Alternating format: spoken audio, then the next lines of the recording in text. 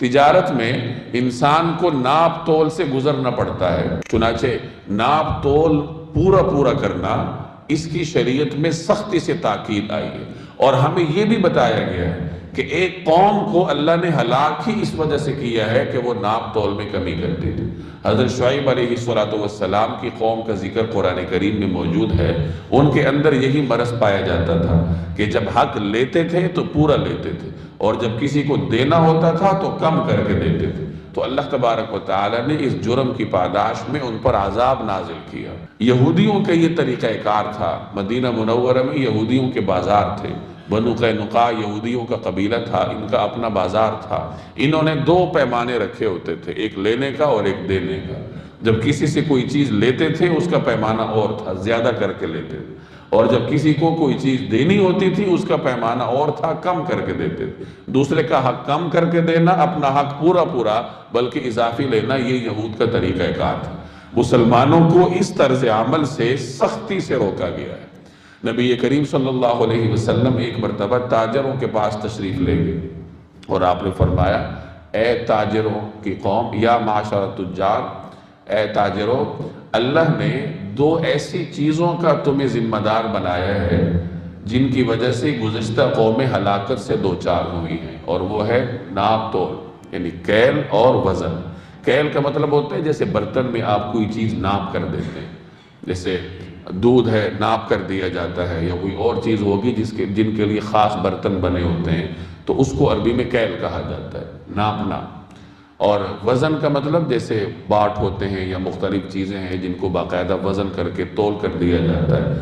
تو کیل کر کے دیا جائے یعنی ناپ کر کے دیا جائے، یا وزن کر کے دیا جائے، دونوں صورتوں میں دوسرے آدمی کو حق پورا دیا جائے بلکہ تھوڑا اضافی دیا جائے۔ رسول اللہ صلی اللہ علیہ وسلم کے سامنے اگر کوئی شخص کوئی چیز تولتا تو آپ اس کو ارشاد فرماتے ذل ورجہ، یعنی وزن کرو اور تھوڑا زیادہ کر کے دو۔ دوسرے کو حق دے رہے ہو تو اس کے حق سے تھوڑا سا اضافی دے دو۔ یہ حسن اخلاق ہے، یہ اعلی ظرفی ہے۔ پورا تو دینا ہی ہے، وہ تو انصاف ہے، لیکن احسان یہ ہے کہ اس کا حق اسے تھوڑا سا زیادہ کر کے دو۔ رسول اللہ صلی اللہ علیہ وسلم کا طرز عمل ہمیں دوسروں کا حق زیادہ کر کے دینا سکھاتا ہے۔ آپ صلی اللہ علیہ وسلم جب کسی کو قرض لوٹاتے تھے تو اضافہ کر کے لوٹاتے تھے۔ کسی سے اگر قرض لیا جائے، جب اس کو واپس کرنا ہو تو تھوڑا زیادہ کر کے دیا جائے، یہ احسان ہے۔ قرض پہ اضافہ سود اس وقت ہوتا ہے جب وہ آدمی شرط لگا کر آپ سے لے۔